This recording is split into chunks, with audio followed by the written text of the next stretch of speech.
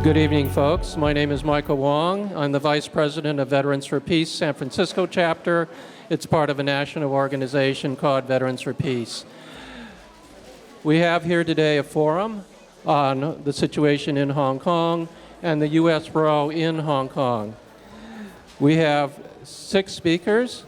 I'll be the first. The second speaker will be Richard Becker. He's the West Coast Coordinator for Answer Coalition, and he's been involved in peace and justice activism since the 1960s on issues ranging from Vietnam to Africa to the Middle East to Latin America. Then we have Roger Scott, PhD. Please raise your hand. And he's a labor activist with AFT 2121, and he's been a peace and justice activist for over 40 years. Then we have Dr. John Walsh. Please raise your hand. And he's an author who's published in Yudzi, Anti-War, Dissident Voice, and Counterpunch. He's written many good articles. And then our next speaker will be Julie Tang. She's a retired San Francisco judge, and she's been involved in a number of community organizations within the Chinese community. I think probably most of the Chinese here know who Julie is. And then we will have one person from the 6 companies who's going to speak. Please raise your hand. 大家晚上好嚇，好開心見到咁多朋友咧，都可以喺咁繁忙嘅時間咧嚟到呢一度，同我哋一齊嚟討論一下香港依家嘅時勢嘅問題。呢個咧係一個好敏感嘅時期，我哋要講呢個，但係咧又係我哋個個人都好關心嘅一個題目嚟嘅。咁我哋今日咧最主要就係想講講美國同香港之間呢一次嘅佢哋嘅示威嗰度係有啲咩聯繫，有啲咩關係。今次咧就好榮幸請咗幾位咧好有水平嘅教授同埋好資深嘅朋友咧嚟幫我哋做呢一次嘅演講。咁首先咧，我希望大家我介紹佢哋名嗰陣時，你哋拍一拍掌歡迎佢好唔好啊 ？OK， 首先咧就係 Richard Becker。Richard Becker, can you raise your hand? I'm introduce you to all the media. Okay. 跟住咧，我哋仲有咧就係 Roger Scott。咁仲有咧就係我哋有個特別嘅係 John Walsh。咁仲有當然大家都應該認識嘅係鄧孟思法官啦。咁另外我哋仲有一個演講者咧，就係我身邊呢位同我一齊做 MC 今日嘅係 Michael Wong。咁喺我哋唐人埠，我哋有一個好有資歷嘅駐美中華總會館，都派咗一個非常有資歷嘅代表過嚟，就係張冠榮主席啦。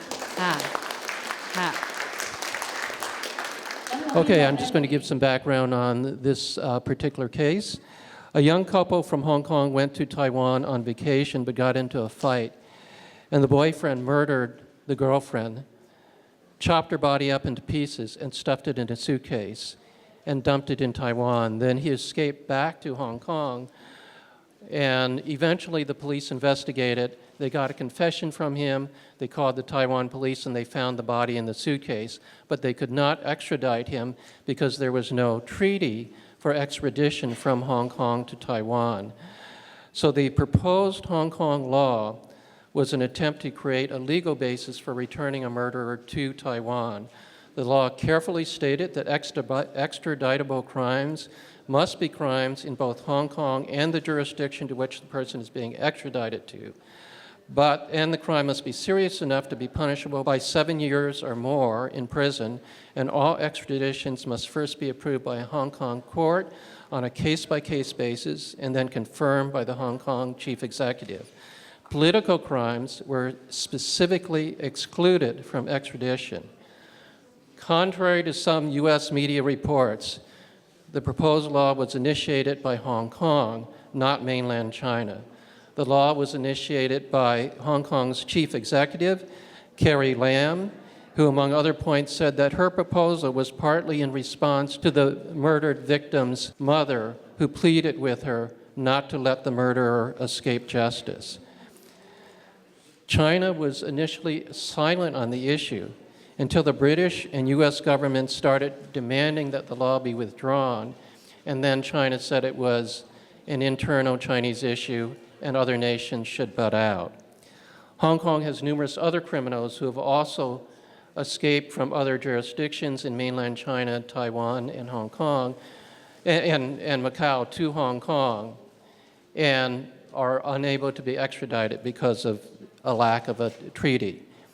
There have been pro-Hong Kong police government demonstrations just as large as the anti-police government demonstrations, but the US media has not reported this. Opinion in Hong Kong is very divided, but this is not reported in the US. The political division in Hong Kong on its relationship to mainland China is long-standing, very deep, partly generational, and is like an ongoing identity crisis.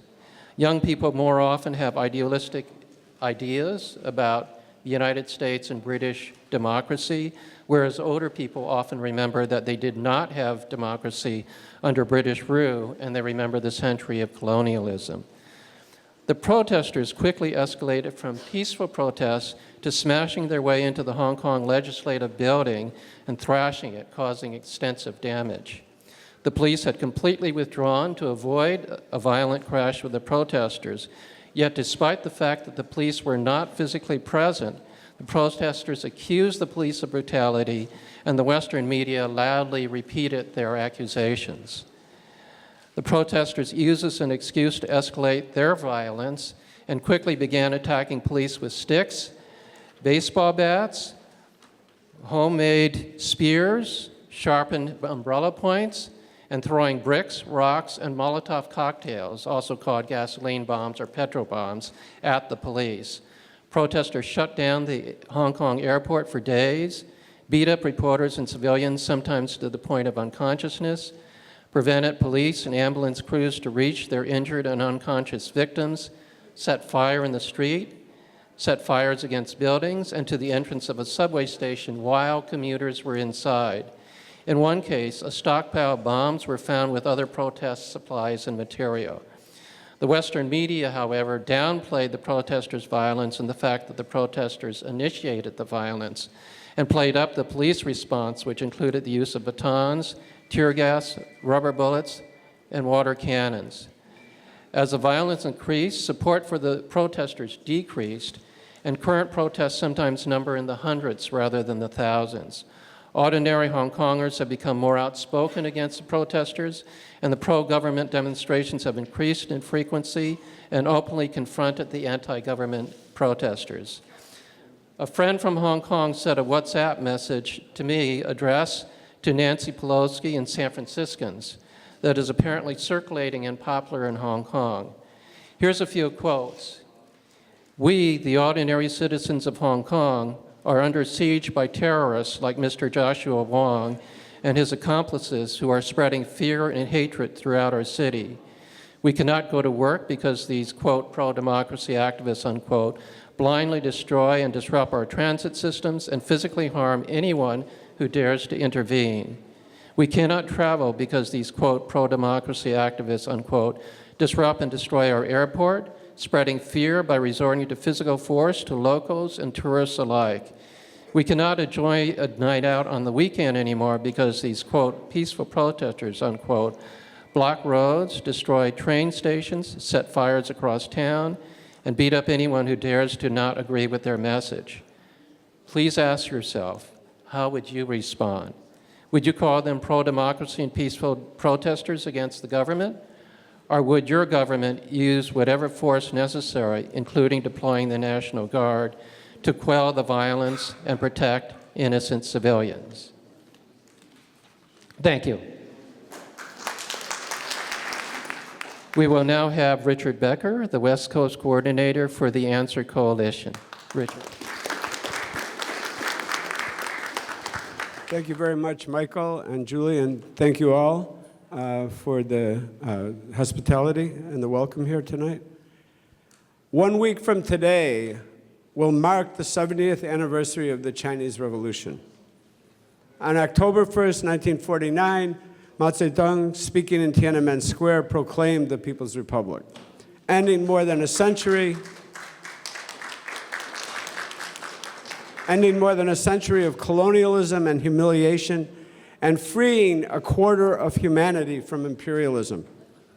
While most of China was liberated, Hong Kong, as we all know, remained a British colony, as it had been for a century before and would remain until 1997. The Chinese Revolution was one of the truly great achievements in all of history, and one that the U.S. ruling class has never forgiven. After the revolution, they talked about who lost China, as if it belonged to them to speak that way. I think, though, that history is an essential part of the context for understanding what is going on today in Hong Kong.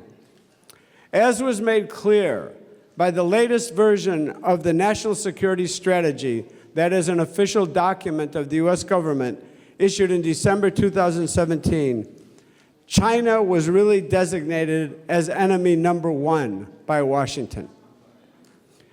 And it wasn't just by Republicans. Under Obama and Clinton, we saw the proclamation of the pivot to Asia, as they called it, increasing up to 70% the deployment of U.S. military forces in Asia. There were increased military sales, and that continues to Taiwan. The strategy of surrounding China and Russia by U.S. military bases and power.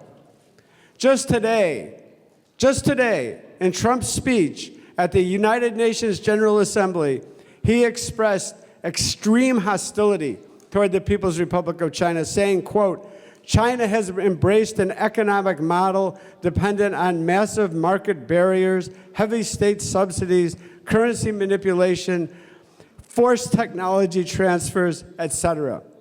And what do we should think, what does it mean, forced technology transfers? That is not anything forced. Those are agreements that were reached by foreign corporations coming into China with the understanding that you will make money, but we will gain the technology. The relationship will no longer be the one where you simply exploit our labor and our resources. Support for the so-called democracy movement in Hong Kong must be seen in this light as an integral part of a strategy to weaken and even to break up China. My short talk tonight is based on a much more comprehensive article, The Hong Kong Protest and Imperialism, What the Corporate Media Isn't Saying, by Sheila Xiao, which can be found at liberationschool.org. That's liberationschool.org. She's a young Chinese-American woman from here in San Francisco who lives now in LA. While there are many groupings in Hong Kong, organizations like Demosisto and its leaders, Joshua and Nathan Law, have been very prominent in the broader so-called pro-democracy movement. Nathan Law, who has worked very closely with the so-called National Endowment for Democracy. National Endowment for Democracy is another name for Central Intelligence Agency, for the CIA. Joshua Wong and Nathan Lam have been close allies with the notorious right-wing Senator Marco Rubio, who nominated Joshua Wong, only 22 years old, for the Nobel Peace Prize. Yeah. They and others seized upon the proposed extradition law as a pretext to launch the new campaign that aims at breaking Hong Kong away from China. Why, it must be asked, would Hong Kong, which is officially part of China, not have an extradition treaty with the rest of the country that it is part of when it has extradition treaties with many, many other countries in the world? The fact that the movement has continued long after the proposed extradition treaty issue was dropped is very instructive to us. Joshua Wong recently embarked on an extremely interesting international tour. He went first to Taiwan, and then he went to Germany, where the foreign minister of Germany, Heiko Maas, actually met with him. And although he did not meet with German Chancellor Angela Merkel, he wrote a letter to her, Wong did, where he specifically cites the movement to overthrow the government in East Germany in 1989 as a model for the Hong Kong protests. He specifically said, If we are now in a new Cold War, Hong Kong is the new Berlin. In an interview with Deutsche Welle News, DW News, he said that the purpose of a recent march on the U.S. consulate in Hong Kong was to call for Washington's support to pass the bipartisan bill that we're talking about here tonight, Hong Kong Human Rights and Democracy Act, or Human Rights and Democracy Act, which states that the U.S. will conduct annual assessments about whether or not Hong Kong is sufficiently autonomous from the People's Republic of China. This act would also freeze assets and bar the entry of any official that was found to be, quote, complicit in suppressing basic freedoms in Hong Kong. Among the sponsors of the bill, Marco Rubio. Marco Rubio said the bill would mandate sanctions against Chinese and Hong Kong officials who have committed, quote, serious human rights abuses, end quote. There is, by the way, not a, quote, Saudi Arabia Human Rights and Democracy Act before Congress, despite the fact that there has never been an election in Saudi Arabia. It's a brutal police state ruled over by a ruling family where the people have no rights whatsoever. So that tells us what the real motivation is. And also I should mention, as I did to a reporter before this, that the People's Republic of China today has far less people in prison, and both in absolute numbers and in percentage-wise of its population than the United States of America.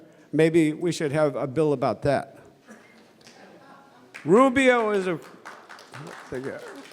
of course, not a defender of human rights or democracy at all. Not only has he openly advocated for military intervention in Venezuela, but he posted a terrible picture, a horrific picture on his Twitter of the lynching and killing of Libya's former leader, Gaddafi, threatening that that would be the fate of Nicolas Maduro of Venezuela if he didn't step down.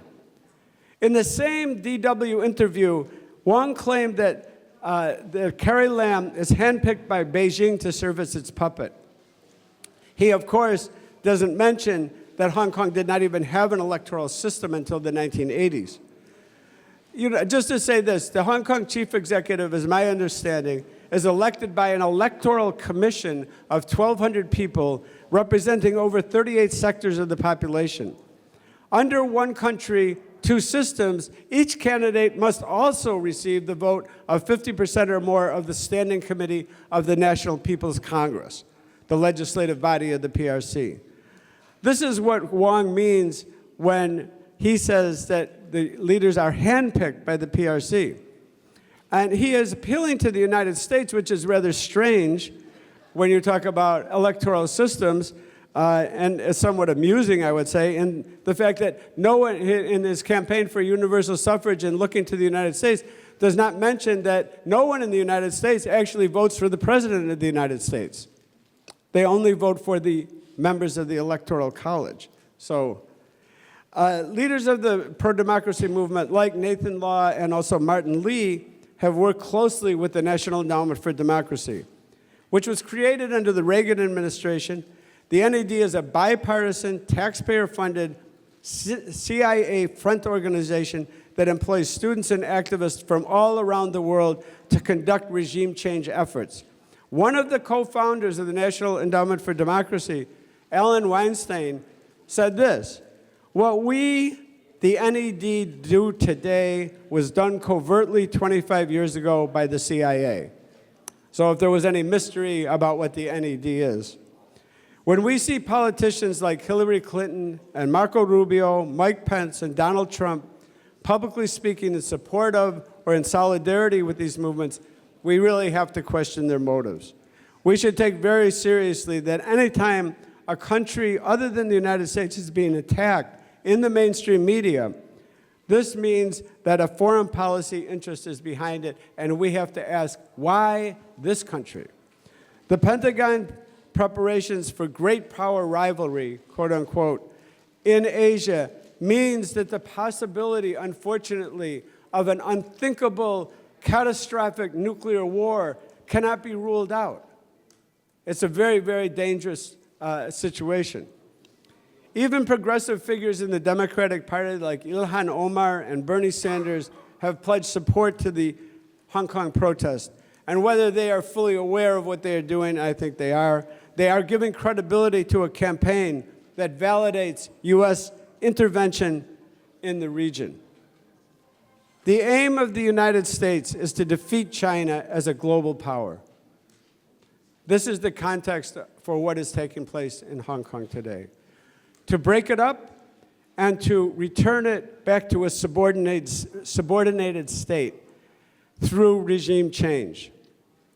The consequences of this would be devastating for the Chinese population and the people of the world. The protests in Hong Kong are part of this struggle.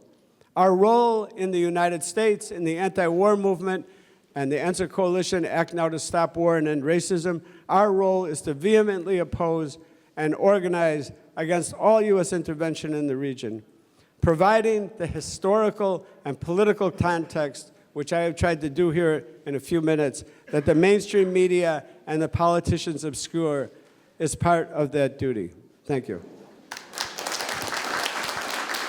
Okay, our next speaker is Roger Scott. Good evening. Thank you for the opportunity to express my views.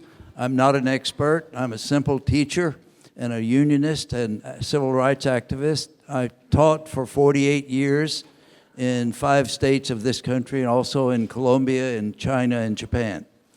At the moment, I'm a delegate of the American Federation of Teachers, Local 2121, to the San Francisco Labor Council. I'm also co-chair of the Labor Council Social and Economic Justice Committee. As a teacher, human rights, and union activist, I believe the power to change society resides in mass movements and international solidarity, also in nonviolent civil disobedience, conceived and implemented by rational, humane, courageous, and disciplined activists who lead and walk with the people they advocate for. I have an ambivalent view of the current massive demonstrations in Hong Kong. When thousands of people march and protest, I generally support them because they bring to mind the large demonstrations I joined in Washington, D.C., Tokyo, San Francisco, and numerous other cities in the past several decades. My perspective of the Hong Kong protest, however, is different for 3 reasons. 1, I see more violence by the demonstrators than by the police. 2, the collective rationale strikes me as more protests against socialism than against human rights violation or any form of brutal oppression by the state. And 3, the duration of the large demonstrations, the violence and calculated destruction of public property suggests covert intervention by intelligence organizations of foreign powers that have large budgets and a long, shameful history of direct military intervention, subversion, and destabilization of governments they regard as enemies. The first 2 countries that come to mind are the United States and Great Britain, since both are proficient in conventional and economic warfare. My recollection of and respect for Mahatma Gandhi, Martin Luther King Jr., Malcolm X, and Nelson Mandela lead me to conclude that they would not describe the current demonstrations in Hong Kong as, quote, pro-democracy protests, close quote. I believe those heroic people would inform us that the interventionists supporting and prolonging the demonstrations, such as the National Endowment for Democracy, which Richard has alluded to, have a long and bloody history of undermining democracy and betraying independent unions in various countries. And as a member and activist in the American Federation of Teachers, I'm ashamed that for many years, former AFT President Albert Shanker played a significant role in that traitorous, anti-democratic, CIA-funded demonstration. A majority of Hong Kong residents certainly have legitimate grievances, including low and stagnant wages, an insane property market manipulated by the super rich. The Hong Kong residents having legitimate grievances, including low and stagnant wages, an insane property market manipulated by the super rich, and increasing numbers of young people surrounded by extreme wealth without any hope of a living wage and working conditions that effective, truly democratic unions can provide. In my view, the disenfranchised have picked the wrong targets. in their protest. My perception is that the enemies of the people are not the bureaucratic government of Hong Kong or the central Chinese government in Beijing. The historically familiar convergence of colonialism and monopoly capitalism and the forces that benefit most from that 21st century form of servitude. How to humanize that system is above my intellect and pay grade. However, my common sense and years of experience have convinced me that the current massive, violent, and destructive protests are 180 degrees off course. Some reforms that make sense to me are an equitable income tax in Hong Kong, realistic taxes on capital gains and real estate, and extensive labor reform led by real unions, not sham unions, or conceived and organized by the National Endowment for Democracy and other organizations with progressive humanistic names that consistently oppose economic democracy, without which, in my judgment, upon which the bedrock of human rights and social justice must exist. I believe teachers and unionists should be the brains and conscience of society. We should teach by word and deed that the people of this country are neither better nor worse than the rest of humanity, and that our individual and national survival inevitably depends on our respect for human rights and our ongoing struggles for social and economic justice for all the people in this country and the world. The United States has a long history of slaughtering native peoples and taking both their lands and their cultural identity. Our country institutionalized slavery, and we've failed to even recognize, much less rectify, the vestiges of slavery that continue to permeate society, from the criminal injustice system to de facto segregation, from disenfranchising minority voters to ignoring massive economic inequities along class and racial lines. Our nation has plundered Latin America for more than 150 years, installed murderous dictators who have served U.S. interests, and our government has orchestrated the flow of democratically elected leaders, in some cases leading to their deaths, as in Chile in 1973 and the horrible events that took place after that. The United States played a positive, even heroic role in World War II, in my judgment, in defeating the Third Reich and Imperial Japan. But for decades, our country has waged undeclared interventionist wars that have cost many lives and have destabilized and impoverished millions of people. Humane, responsible activists in the US and other countries have created ways to struggle for peace, stability, social and economic justice. As labor activists, we fight on three primary fronts: in the courts, in the political arena, and in the streets. We have learned that communication and solidarity with unionists, human rights activists, and environmentalists in other countries unify us and increase the clarity and humanity of our message to billions of working people throughout the world. Our country has no right to intervene in the Hong Kong protests. We have a geopolitical and moral obligation to support a peaceful diplomatic solution and economic reforms that will improve the lives of the working people of Hong Kong. Thank you for allowing me to express my views. Okay, we're going to have a short video now.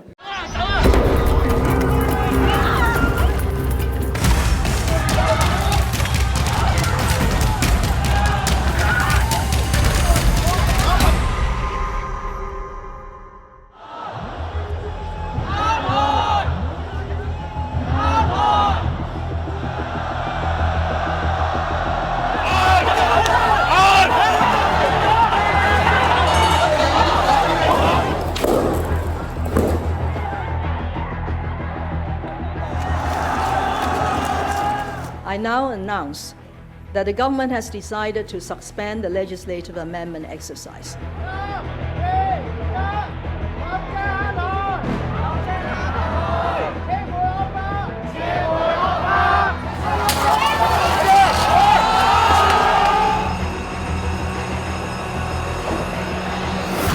The bill is dead.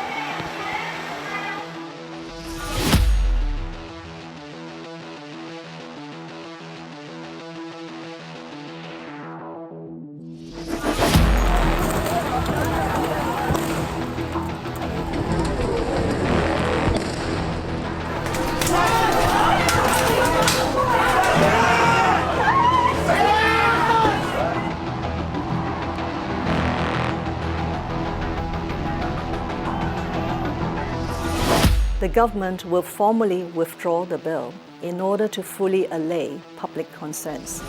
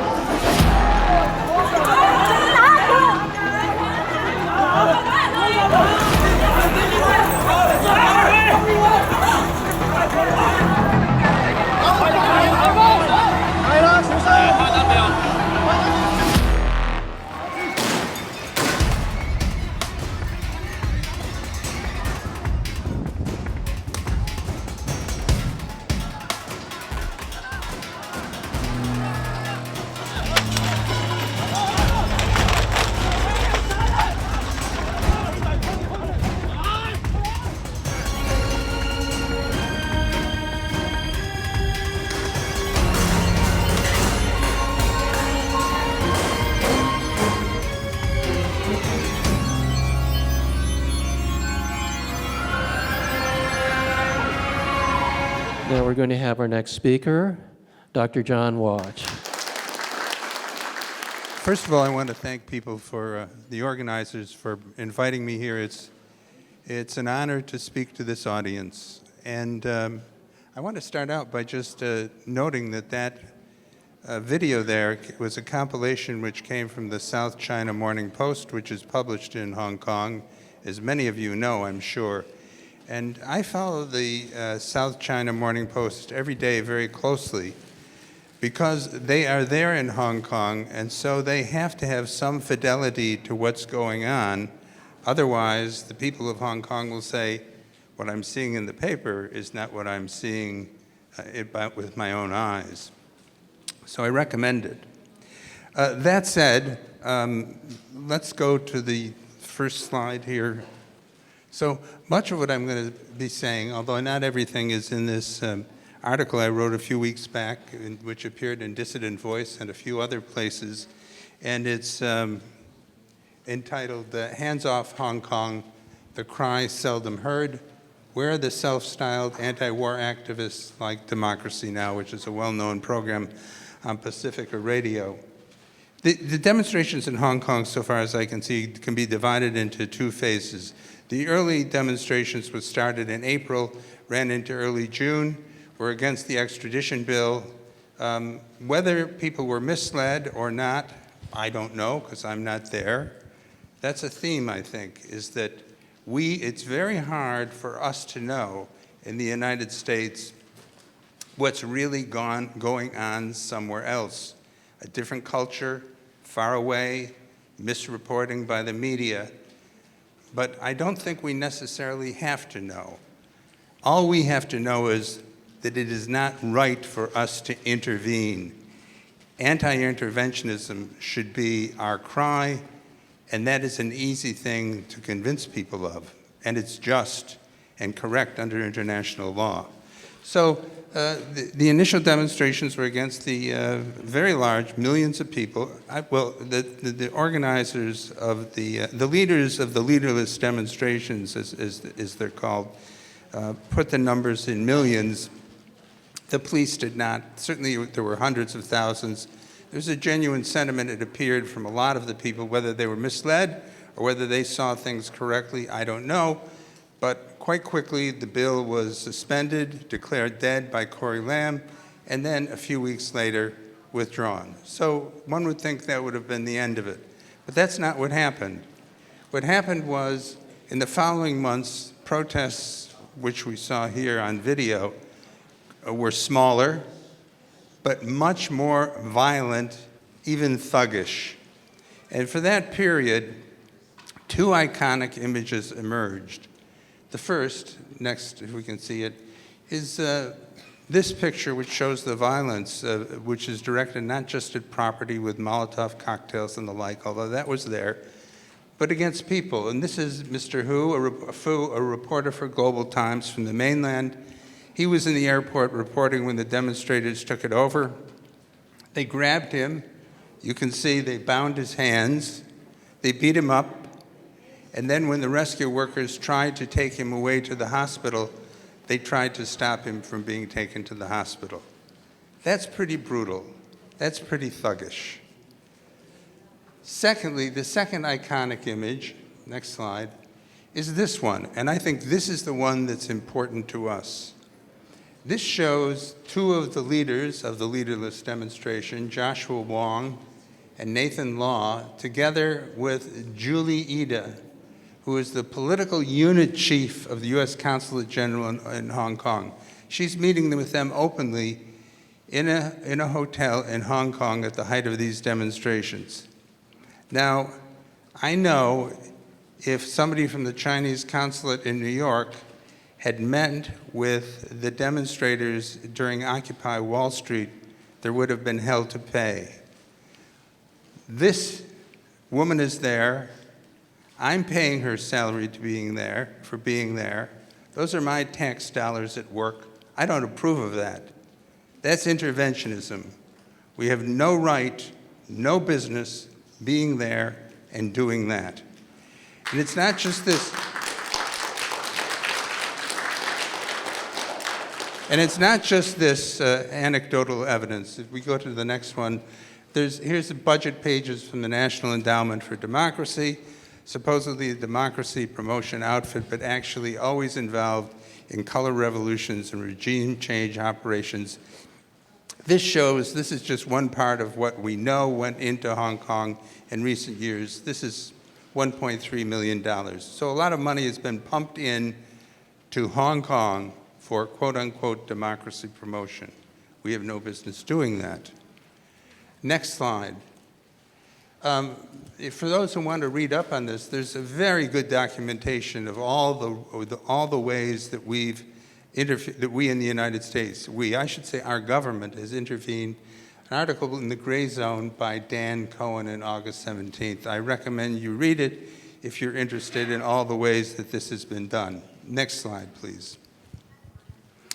Also, another indication of interference is a man named Jimmy Lai. Maybe many people are probably familiar with him. He's a media mogul in Hong Kong. His daily tabloid, Apple Daily it's called, promotes and backs the demonstrations, the protests. And to the point, actually, he prints instructions for what the protesters should do.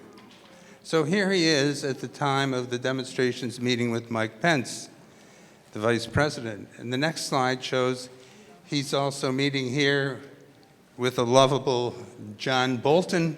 And it's very clear what this is meant to say. It's meant to say that we at the top echelons of the United States are backing these protests, and China better watch out, and the protesters can feel confident that we're behind them. I think that's very foolish, because the United States has said that in the past, and when push came to shove, the United States was not there for protests and movements that started to lose. At any rate, next slide. So what bothers me a little bit is this point of non-interventionism. This principle has been lost not only in the mainstream media. I mean, the New York Times approves of it. The mainstream media approves of our intervening, even of the violence. But on the left, among progressives, there's an absence of the call, hands off Hong Kong. And as one study, it's not complete, there are exceptions, International Action Center, Popular Resistance, East Bay VFP, of which I'm a member. But for the most part, there's been a failure. Democracy Now!, for example, did 25 brief accounts during the summer of the events in Hong Kong, 4 long analytic pieces. They never mentioned once any of these meetings with Pence or Pompeo or Bolton, let alone take a stand against them. There was a complete collapse of the principle of anti-interventionism. And there's something strange here, because when countries like Russia or China, which can be balancing forces to the United States in the world, are under assault by our country, by the United States, there's silence on this question of anti-interventionism, or actually siding with the government against these countries. That's very bad. And it's kind of strange because if you take a small country like Venezuela or other countries like it, which is no real rival to the United States, there is anti-interventionism. And it's kind of like a paternalistic anti-interventionism, and it's not really principled. Next slide. Oh, I just wanted to remind people that progressives are not alone. There's a rather broad sentiment that we should stay out of the affairs of other countries. And this is just briefly the Ron Paul Institute, the libertarians, and sometimes I think they're more principled than we on the left are about this. Next slide, please. So in terms of interventionism and democracy, if a country doesn't have sovereignty, if other countries are intervening in its affairs, there is no democracy. Democracy is not compatible with interventionism. You can't call your program Democracy Now! And say interventionism is okay, because the two don't work together. Next slide, please. I want to go back to Jimmy Lai here and conclude with this, because Jimmy Lai has another friend who he met with here. It's shown around the time of the Umbrella Revolution in Hong Kong, Paul Wolfowitz. And I think many people know about Paul Wolfowitz and the Wolfowitz Doctrine, but in case you don't, let's go to the next slide. The Wolfowitz Doctrine says that we will not, the United States will not allow the emergence anywhere in the world of a power that can be a rival or real competitor to us. That is not to be allowed. Prevent the reemergence or emergence of a new rival. We must maintain the mechanism for deterring potential competitors from even aspiring to a larger regional or global role. What does that mean for China? And this policy, it's been in effect for a long while. Wolfowitz gave it voice and popular exposition, but we can see that recently this doctrine, or the latter-day expressions of it, are focused on China, as several people have mentioned here, with the Obama-Clinton pivot to, which was a military and economic pivot to East Asia in 2011. The focus was on China. Stop the rise of China, isolate China, surround China militarily. And that's continued with Trump's trade war and measures to curtail China's advances in science and technology. This is a very dangerous thing. Now, the core of that policy has to be to stop China from gaining economic power that eclipses that of the United States, because from economic power, all other power derives. We're in a dangerous situation now, because as the next slide shows, when we talk about China being the second largest economy in the world, if you look at the IMF data, that's not true.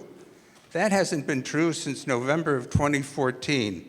When you take the data that the IMF uses for estimating the GDP of various countries by the best measure possible, called purchasing power parity, then we see that now China's number one on the left, the United States number two, India number three, etc.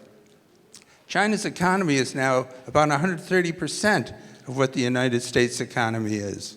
And it's growing faster, even at its so-called slow rate. What does this mean? What does the United States plan on doing? Well, let's go to the final slide, essentially. And we now have the idea of containment of China, which is a euphemism. It's not containment.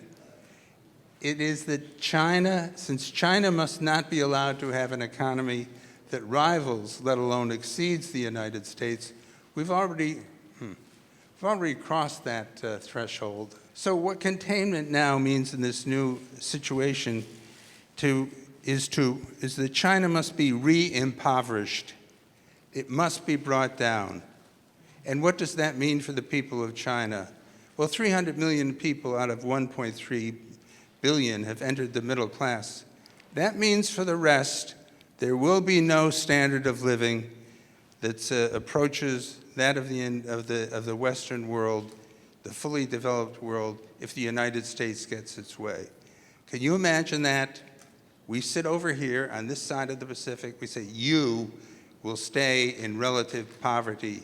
You will not have our standard of living. I can't imagine that any people would accept that.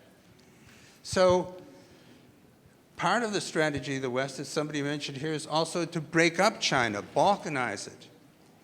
And I think we have to consider what's going on in Hong Kong in that light, because a big chunk of that protest movement is secessionist. They want to take Hong Kong and maybe the greater Bay Area out of China. Very destructive. A final point is this has nothing to do with socialism or communism. It doesn't matter the system. In the 1980s, Japan rose and began to get close to the United States. Germany and the United States forced Japan to value its currency upward in the Plaza Accords signed in New York, which greatly weakened Japan's export economy. Japan fell down and lost a decade or more of development. It was stopped. Japan wasn't communist. Japan wasn't socialist. Japan was threatening number one, and that was not to be allowed. So the bottom line here is that no economic measures can do this, it is the policy of the United States to do this, I believe, by war. That war will be a disaster for all humanity. It will make World War II look like a kid's playground.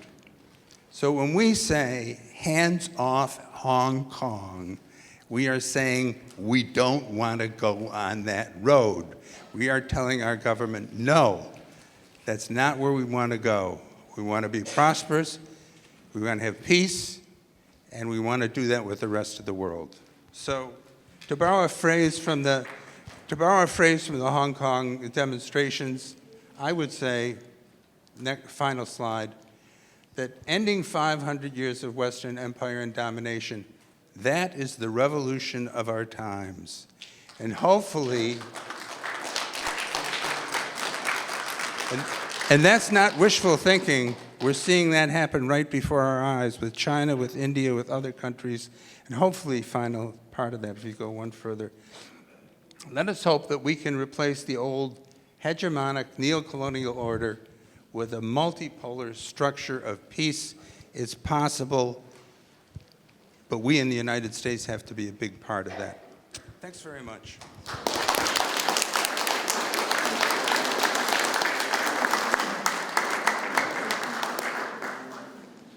Okay, our next speaker is Judge Julie Tang, retired.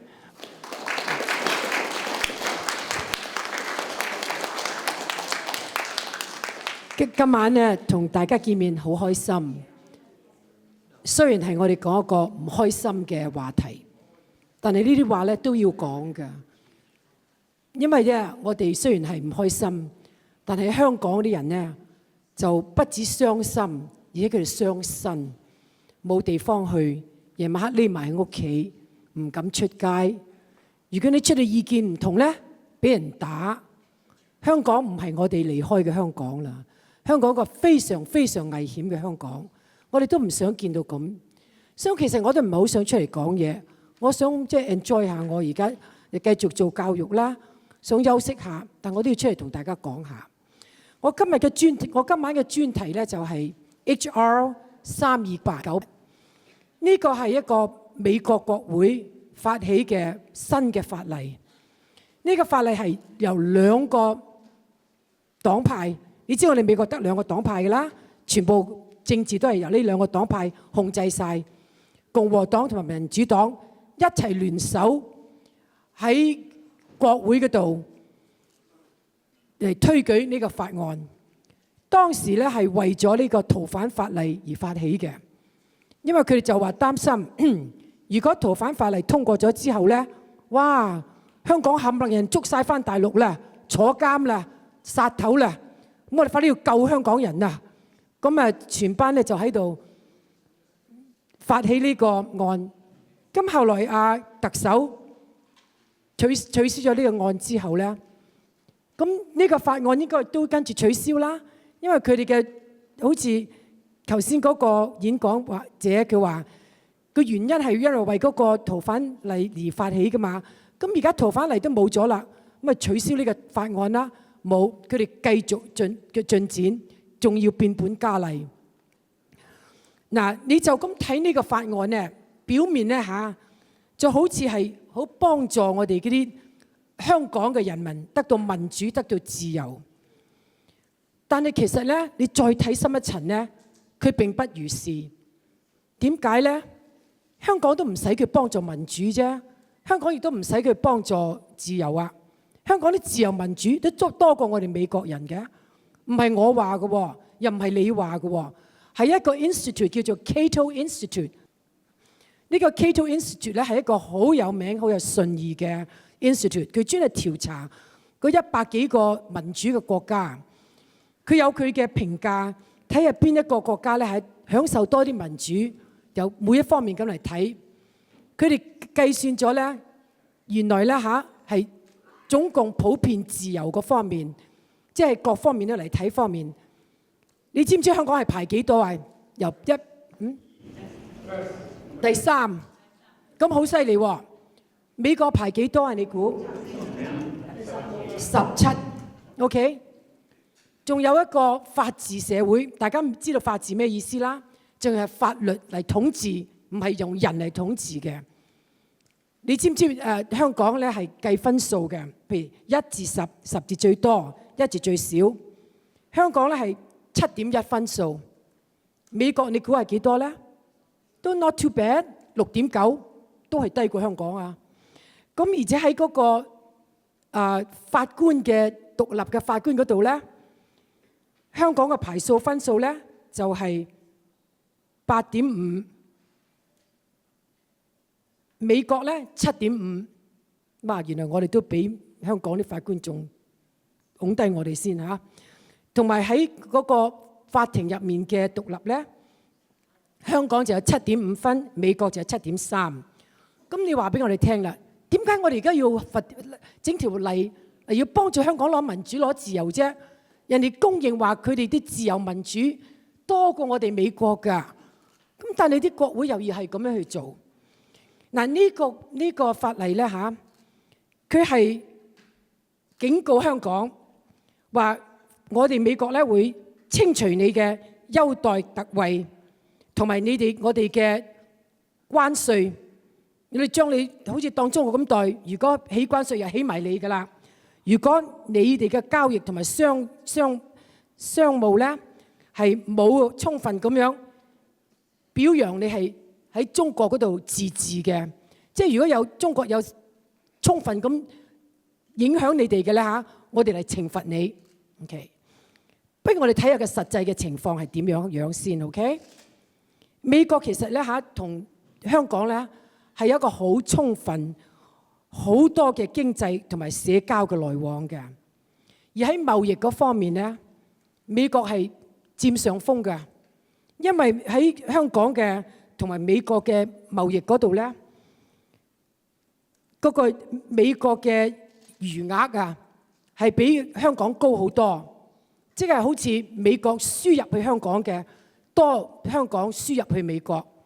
2017年咧個額份咧高到咧係32億美元，即係美國人爭香港人32億錢咁樣。而且香港從來未收過一個仙嘅美國嘅支援。香港咧有好多美國嘅投資，香港亦都買好多美國嘅飛機，買好多美國嘅航天嘅機器、電器、珠寶、金、鑽石、畫、藝術、肉類、生果都係幫美國買嘅。而美國咧喺香港投資咧係佢最大嘅一個投，即係其中一個。咁如果真係你話美國話我哋而家喺嗰啲貿易商業嗰度要懲罰你，我哋唔再同你交易啦。邊個輸啊？唔係香港輸喎，係美國輸喎。但係佢哋都係咁拗㗎，都話我哋懲罰你㗎。咁所以我哋等你睇下呢個法案嘅真實嘅內容，唔好淨係睇佢外表。同埋咧，呢個法例啊，係國會成立㗎嘛，但係唔係由國會執行㗎，係由美國各個部門執行，就係由 Secretary of State 即係秘書部，由 Commerce 嘅貿易部、Treasury 嗰個財政部，同埋香港嗰個領事館由佢哋執行嘅。咁要佢哋自己有一個 escape clause， 我哋法律係講，如果呢啲部門咧唔肯執行咧，冇得去國會唔係好多，都唔可以講到好多聲嘅喎。佢話又立另外一法案，又要你執行咁樣。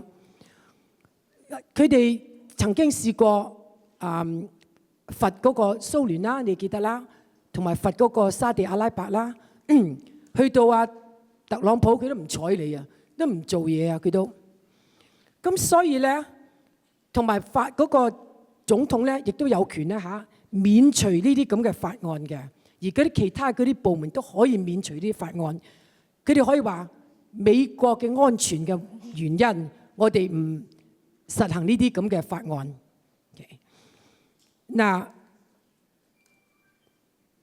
而家咧我就想同你哋講，有3大點係呢個法案呢個 HR 3289嘅最主要嘅主點。第一就係普選，成日都話普選啦，香港話要普選。其實普選嘅意思即係話投票咁解，但係咧普選有好多種方法嘅。全世界有咁多個民主嘅國家，佢哋用唔同嘅方法去普選嘅。我哋美國都係唔同普選啦。咁呢個法案咧就話，我哋有三個文件，我哋係攞嚟谷中國，俾同埋香港政府，俾香港人等佢普選。仲有呢個法例咧，佢哋唔敢講話逼，其實呢個話係我自己講。佢話推進要求中國咁做，因為佢知道佢真係冇咁嘅法律係要逼中國同埋香港政府俾中國人去有普選嘅。但係佢就話憑呢3個法例可以咁做。第一個就係基本法，香港嘅基本法就係basically就係香港嘅憲法嚟嘅。呢個 basic law 咧，佢寫明嘅 ，OK 就係話最終嘅目的係由一群多元化指明嘅組織用民主方式提名特首。咁而家香港咪做緊咯？香港咪有1200個人喺個組織多元化嘅提名特首。所以咧，即係我而家唔係話 direct election 係唔好，我唔係咁講。但係我話呢個法律唔係冇咁樣俾佢咁做，我係跟法律依法律行事噶嘛，我要跟住行事啊。咁基本法都冇咁講。咁佢仲有第二條法例，就1984年嘅時候，中英嘅聯合宣言。喺嗰個宣言嗰度咧，佢就係一個合同啊，即係好似英國同埋中國嘅合同。呢個合同就話特首應該係用競選或者地方諮詢嘅方法嚟選特首。有冇話講直選啊？冇。仲有第3條法例咧，就係一個國際嘅法例。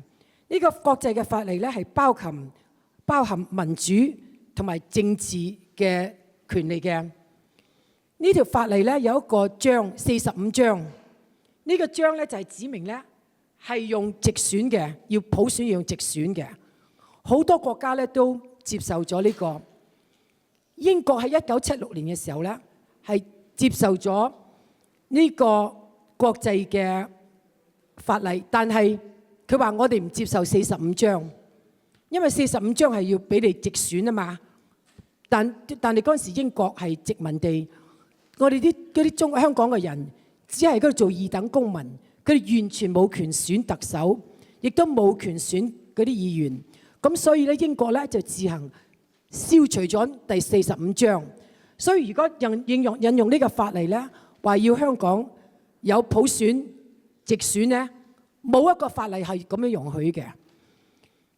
咁所以咧，國會亦都唔敢話叫中國同埋叫香港嘅政府俾佢哋俾香港人有直選。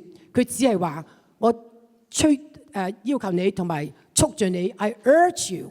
個英文就係 We urge you to give them universal suffrage through direct election。佢就係 urge 啫。嗱，我就覺得有啲奇怪啦。國會呢 urge 中國同埋港府俾香港人有直選，咁我哋咧美國人咧，我哋冇得直選嘅啫，你都知道㗎啦。美國用一種方法咧叫做 electoral college， 呢個方法咧就係每個省有咁多個議員，咁多個眾議員同埋嗰啲 senator， 你就有咁多嘅人選啦。其實加省就有55個，即係如果我哋啲人民咧選咧就選呢50個人，呢50個人就去國會，就去大選嘅時候選總統。因為如果係我哋有直選，好似而家國會逼中國同埋逼香港有直選嘅咧，希里拉已經贏咗做總統啦。2016年嘅時候，希里拉有多286萬票俾特朗普，呢啲係直選嘅。希里拉係咪做咗我哋總統啊？唔係啫，冇啊，冇做我哋總統喎，而係特朗普做咗喎。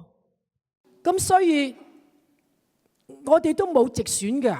咁點解我哋而家要谷香港人要有直選呢？咁呢啲問題我哋嘅國會，你哋問下我哋嘅嗰啲作法者啦。第二個標題咧，我想同你講一講，佢就係話，如果將來香港嗰啲參加示威者，佢哋想嚟美國做工同埋讀書，要優待佢哋，就算佢哋拉過，都唔可以話唔俾佢有 visa 嚟美國。呢個係交代俾美國領事館咁做，但係你哋唔好睇法律，千祈唔好睇一面啊！法律有好多例外㗎，例外之中又有例外，仲有例外㗎。但係你要每個例外呢度明白，因為每個例外都係一個法律嚟嘅。佢有個例外就係，如果你喺呢個 demonstration 曾經有過任何嘅暴力咧，都唔可以你都唔可以嚟美國。所以呢，你而家走去打人、放火、傷人、傷財物，呢啲都係全部暴力。美國嘅法律咧好憎惡暴力嘅。我哋做法官咧，如果你係搶嘢，你就咁搶嘢咧，係一種懲罰。你打埋人咧，就提高你嘅懲罰㗎啦。而且咧，我哋係對暴力咧係好嚴格嘅。我哋美國好多自由啊，但係暴力方面冇自由嘅。你冇自由可以去做暴力，你冇自由可以去欺負人。嗰啲學生而家喺度話：我哋有自由唔同人哋玩，唔同啲警二代玩。你冇咁嘅自由，因為你咁係欺負，係咁嘅 bully 人。咁回歸正傳咧，就係如果你係參加示威 ，OK， 你要證明你冇做過暴力。所以咧，啲美國啲人佢俾個法例你，俾個糖，又俾個沙你，睇下佢啲例外，睇下佢啲 exception。佢個法例寫明嘅4處寫明㗎 ，non-violent、peaceful，OK， 4次。如果你係示過威嘅，你係真係 peaceful， 你可以 prove 得出嚟嘅 ，OK。你示過威，你有咩嘅暴行咧？我相信美國領事館唔會咁輕易，好似呢個法例咁俾 visa 你。我而家咧就想就 summarize 咗，就話呢個3289嘅法案咧，唔係有關人權，亦都唔係有關自由，亦都唔係有關民主，因為呢個法案根本都掂唔到嗰啲思維。佢係好似頭先嗰個演講家，我哋就以前就話壓制中國啦，將中國打回翻以前嘅 impoverished state， 中文咧就係話貧窮嘅狀態。呢個法例咧有一種好唔好嘅反面嘅影響，就係會更加助長嗰啲暴力，因為嗰啲暴力人啊，哇！有人咁支持我哋，美國都支持我哋啦。喺佢喺幼稚嘅心靈咧，就覺得應該要繼續打落去咯，因為我哋打一場革命嘅戰爭啦嘛。咁我咧就真係唔好啦。受災殃嘅人就係香港人，就係好無辜嘅人，而且咧將來咧仲會更加挑撥中國，或者引起大戰。我哋係美國人，我哋好愛我哋嘅國家，我哋喺呢度咧辛辛苦苦做咗好多年工，貢獻咗俾好多俾美國嘅國家，起鐵路、起金門橋、做生意、做金融、做買賣，我哋都做我哋應份嘅本事。但而家見到我哋嘅國家咁嘅做法，我哋要即出嚟出聲㗎。我哋要反對呢個 HR 3289嘅提案。我哋要叫國會唔好再繼續打啲咁嘅無謂仗啦。佢呢個貿易戰爭，美國人都唔支持㗎，美國人都唔中意，因為佢哋知佢個荷包會有災殃啦嘛。唔好再打仗，我哋大家俾大家空間，聯合創造一個美好嘅世界，唔係話淨係美好嘅美國、美好嘅香港、美好嘅中國，而係美好嘅世界。我哋可以做得到㗎，但你哋每人做一份你哋應該做嘅工作啦。多謝晒你哋。Okay, we have one more speaker, Mr. Kunwing Chun of the Chinese Consolidated Benevolent Association. 我哋各位嘅僑胞，我係中華總會館嘅主席團嘅主席，三個總會館主席。今晚代表中華會館嚟參加呢個活動，亦都發表一下我哋中華會館嘅睇法。大家都知道，而家我哋喺華人社區裏邊最熱嘅兩個熱門嘅話題，一個就係中美嘅貿易戰，另一個就關於香港由6月份到現在嘅所發生嘅騷動咁嘅事件。大家知道，大家話香港其實係香港係乜嘢呢？首先，點解大世界上咁關切呢個香港？其實香港本來就係中國寶安縣嘅一個漁村。喺上19世紀嘅時候，清朝嘅時候，通過1840年通過第一次鴉片戰爭，將香港島割讓咗俾英國政府。再喺1860年第二次鴉片戰爭，將九龍半島割讓咗俾英國政府。又喺1896年甲午戰爭失敗之後，喺南京條約裏邊，中國政府亦繼續將深圳河以南界限街以北嘅新界嘅所有地方，同埋香港嘅200幾個離島一齊，就租借咗俾香港政府，簽訂嘅租約就99年期。所以到1997年，中國政府根據呢個租借條約就收翻咗香港嘅主權。咁中國政府收翻香港嘅主權之後呢，當時亦都同香港港英政府簽訂一個中英聯合聲明，亦都為香港回歸之後呢，修訂咗一個香港嘅基本法。因為香港嘅基本法就係香港本地嘅法律，但係呢個香港基本法係 under 我哋中國嘅人大，我哋嘅中國嘅憲法，佢只不過係一個地方法，所以咧亦都有一個一國兩制呢個架構，就話喺一個中國嘅原則之下，實現香港政府嘅高度自治。香港政府就中央政府唔會干涉香港政府按照呢個香港基本法嚟喺香港嘅施政，但係咧必須要喺一個國家嘅框架之下，先正有個兩個制度。即係話香港呢個基本法亦都係中央政府授權之下先能夠有嘅。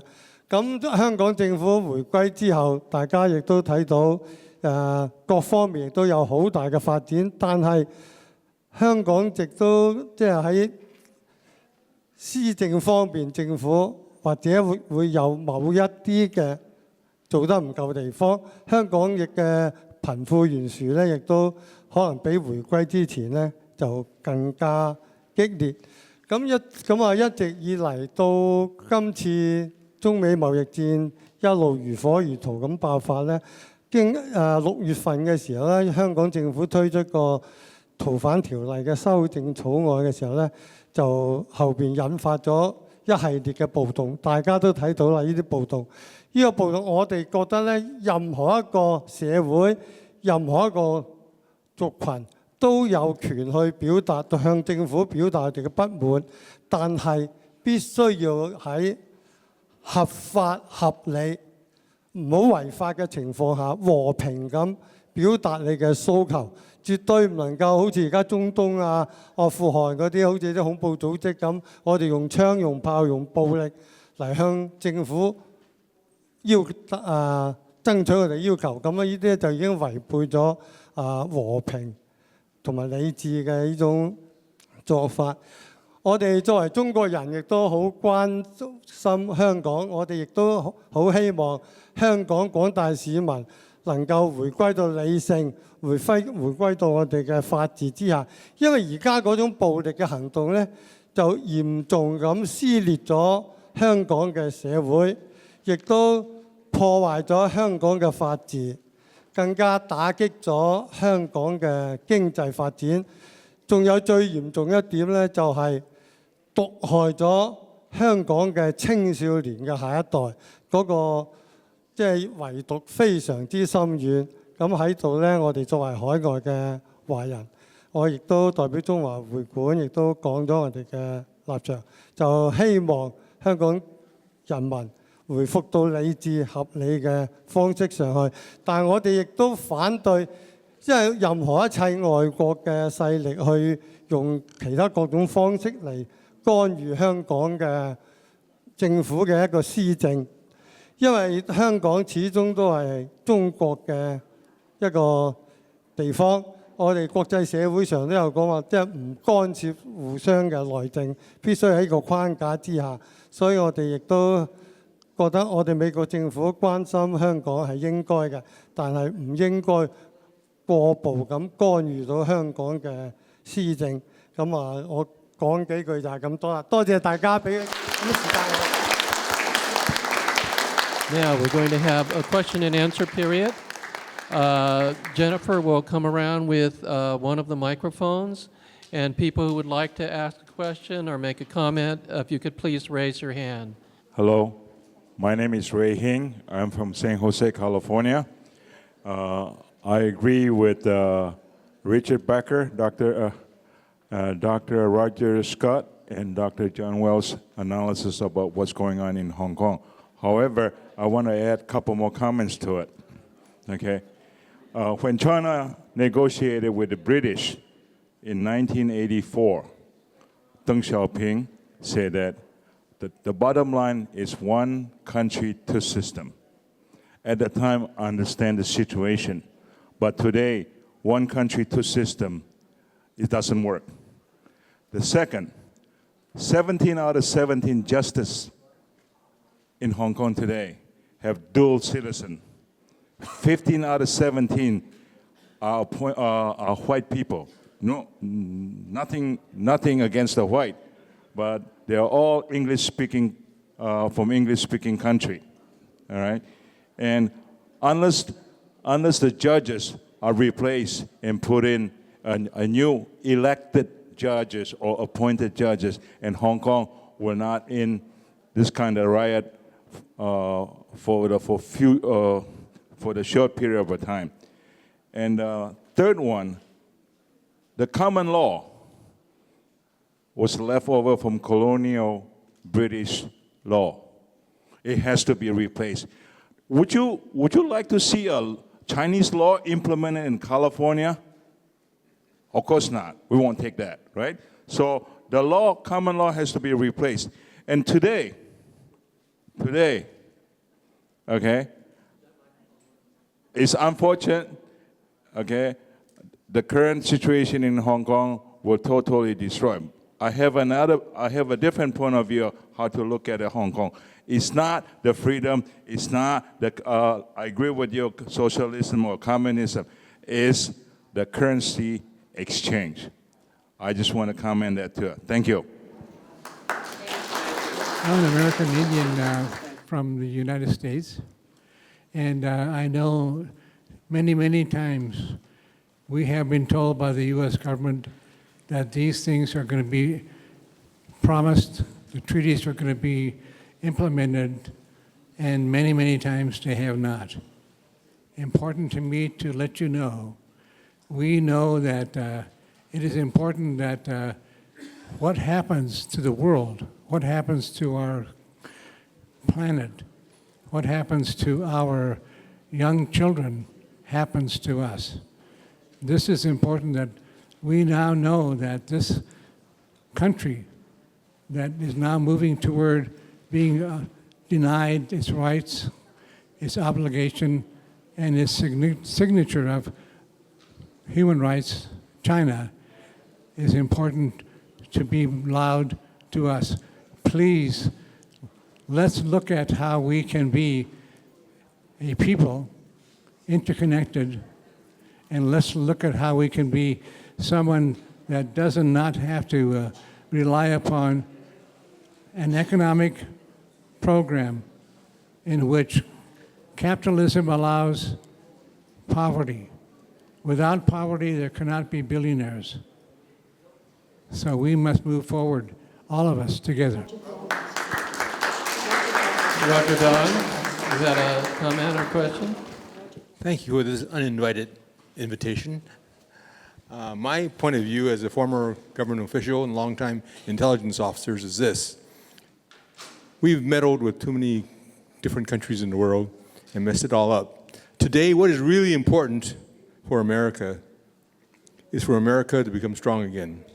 Unfortunately, because of all the wars we've been involved in for the last 50 or 60 years, our country has been extremely weak. We're not in position to challenge anybody. For example, in January of this year, during the federal shutdown, surveys of the American population revealed that 68% of the population of America lives paycheck to paycheck. This means that in a few years, most of the citizens of this country are going to be working forever, probably poor. And if that is true, if that trend is true, America is going to be a very weak country, and we better be real careful. Whoever leads the country is going to make sure that we make country stronger. And there are politicians who have plans, I won't mention any names, to make sure that America will be stronger in the generations ahead, including the fact that if we don't improve the economic balance in this country, there will potentially be revolution, because if most of the people are poor and old, you won't be able to fight anybody. And so it's very important for us now to make sure that in the future, that whomever leads America, make sure that our people are strong and able to just take care of ourselves without having worrying about interfering with other countries. Thank you, Roger Dong. Lieutenant Colonel Roger Dong, retired. The role of the United States is important because the United States is an imperial empire, is an imperialist empire, and it's intervened all over the world to repress people and to put in U.S.-controlled governments. And the United States now is in a declining imperialist power and wants to stop the development of China.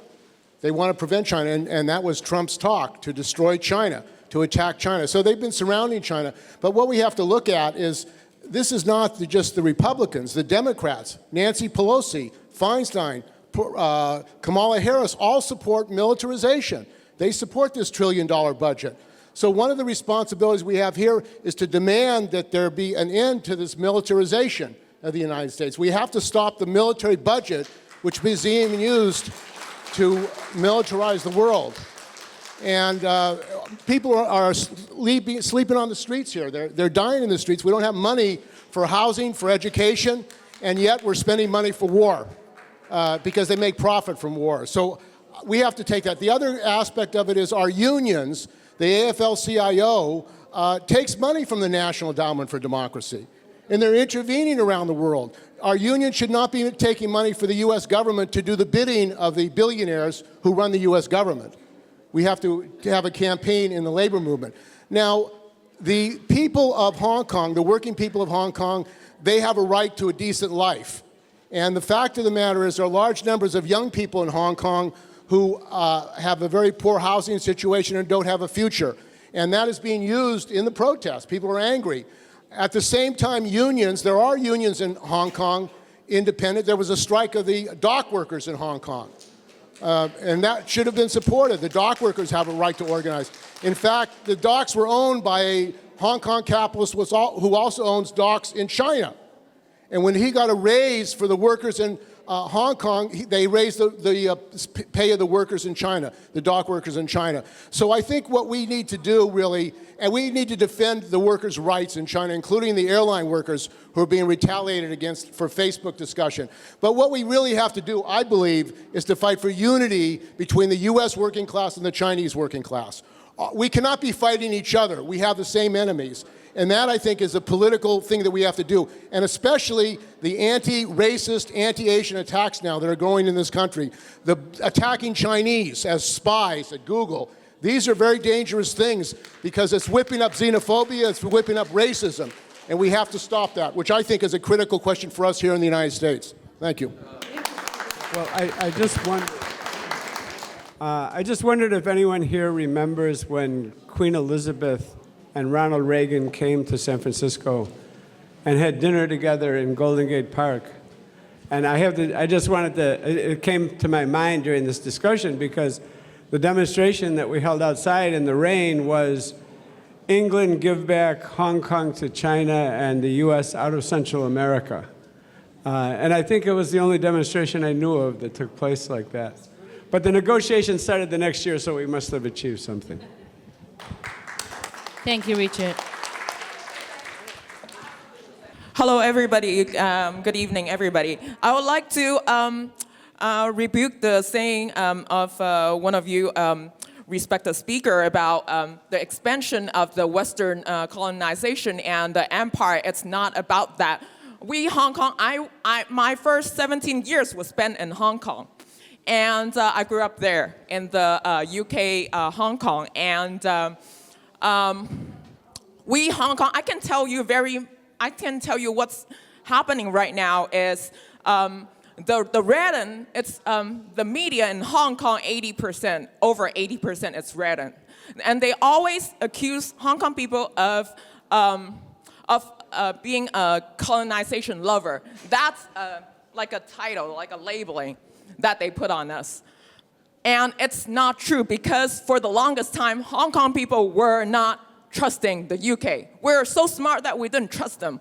And we start to remembering the UK, that's a recent phenomena. That's a recent phenomena. We taste so well. Okay, understand this. Chinese people, they never like to speak up. Hong Kong people as well. So what's happening right now is an effort of their stepping back until they realize that if they don't speak up, they either die or they speak up, they would be shot dead. They would be shot dead. So they chose to speak up. It's death for them anyway. That's how they see it. It's like they've gone crazy. They're like, okay, I'm gonna die anyway. What they don't want to show is their anger toward the government, but now it's been released. It's like a broken dam. It's being broken now. So it's not about. So we realize that Hong Kong people very much realize about the Western colonization empire thing. That's what we thought. What we think before we consider U.S., number one. Number two, it's not about impoverishing the mainland Chinese people from the United States. That's not what it's about. The CCP themselves impoverish their own people. I grew up in the 50s in Hong Kong, and I left Hong Kong 73 when Bruce Lee died. And since 85, I've been back and forth from Hong Kong and China, Taiwan, Singapore for more than 35 years. You have to realize that when I grew up, my mother has to send food, oil, sewing machine, bicycle to Fujian, where my mother was from. And fast forward to today, at that time, Hong Kong was very proud because Hong Kong was rich compared to China. But today, across the border from Shenzhen, the fishing village, Hong Kong, the Shenzhen now, the GDP is equal to Hong Kong in 30 years. So there's a lot of people that grew up in Hong Kong under the British rule feel very proud. They feel they are more superior than mainland China. And they even refuse to take the high-speed train to go 40 minutes away to go to China and complain that China is still very poor, okay? So there is that feeling they won't accept the reality that now China is better than Hong Kong. I hate to say that. I travel to China and Hong Kong 2 to 4 times a year, okay? So a lot of young people, also a lot of parents, they had some bad experience in China, and they came back and passed on those bad experiences to the kids, okay? But the whole thing is very complex, okay? For one example is, when I grew up in Hong Kong, we studied Chinese history. It's mandatory. But before the British turned over Hong Kong to China, Chinese history was eliminated. Just like what the Taiwan is doing to the people right now, just like the Japanese did to the people not to cover the Second World War, okay? Those are long-term British plan to make Hong Kong not part of China, okay? You can go on, you can probably have a lecture of 5 hours, 6 hours to talk about the historic aspect. I've been through it from the good old days of Hong Kong. Now Hong Kong no longer superior, even though they thought they are superior, but they are not. I just want to hear the panelists. What do you think, what is the future of Hong Kong in your opinion? I don't know. I don't know. But I mean, all I know is that the future of Hong Kong should be in the hands of the people of Hong Kong and the people of China, and not in my hands, and not in our hands, and definitely not in my government's hands. That's all I can say. I confer with my esteemed colleague here who knows much more about China than I do. I think China, I disagree with the young woman who said that the government of China is impoverishing the Chinese people. I think Mao and the Chinese Communist Party were the greatest leaders in history in terms of improving the lives of 400 million people at the time in 1949. I also think that the Chinese people and the people of that the Chinese government in Beijing and the people in Hong Kong will come to an accommodation in the future. I think China has an advantage to the people, to the government of China, to have Hong Kong remain in a way the economic powerhouse that it is. However, I think massive reforms need to take place in Hong Kong, and I think the Chinese government in the future may help to bring those reforms about. I hope so. Thank you. I didn't really want to say anything tonight, but after I heard this young lady speak, I had to speak up. Julie already brought up that Hong Kong has a higher level of democracy than the U.S. does. If anything like Hong Kong happened in the U.S., they'd be shot. You ever heard of Black Lives Matter? You know, people get killed all the time. Okay, so let me speak now, okay? Let me speak now. One person at a time, please. Let her speak. Okay, so let me speak now, okay? Okay, so anyway, here she's Okay, here she's talking about people are afraid of getting killed or getting arrested. If you look at the reality, that's just fear mongering. You look at what happened over here in terms of extradition. Nobody got extradited like Meng of Huawei got extradited. The WikiLeaks guy got extradited, okay? You know, I think it's best to not address each other. Let's all be democratic. Everybody should be able to talk the way they believe, and I respect everybody's opinion.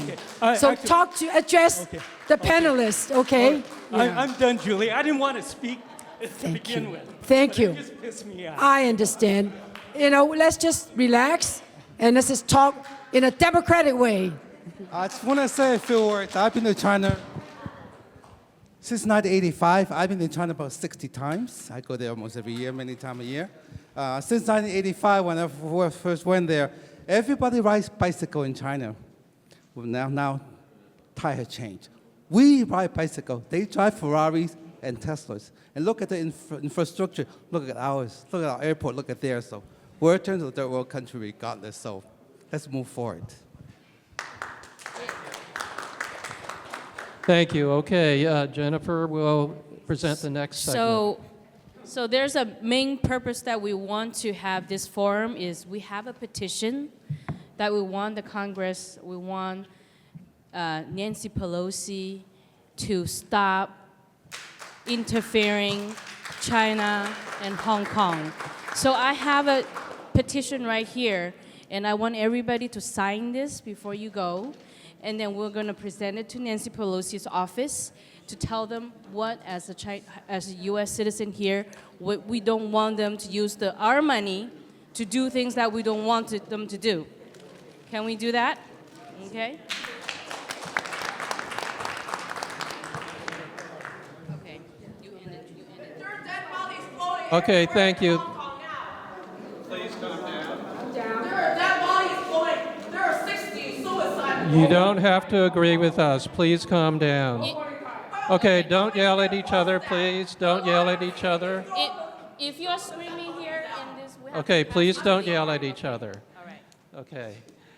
Okay, everybody had their chance to talk. You know, I respect democracy, but I don't respect uncivility. So you better keep quiet and act like the rest of us. Otherwise, I'm going to invite you to leave.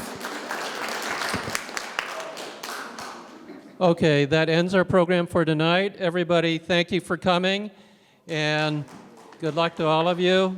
我哋今日咧係非常之成功，我哋將我哋喺美國嘅華人我哋嘅心聲分享咗出嚟。咁我哋希望咧就係你哋今日返咗去之後咧，可以分享下你哋嘅諗法。希望我哋香港盡快停止呢種暴亂，恢復返和平嘅生活。多謝大家。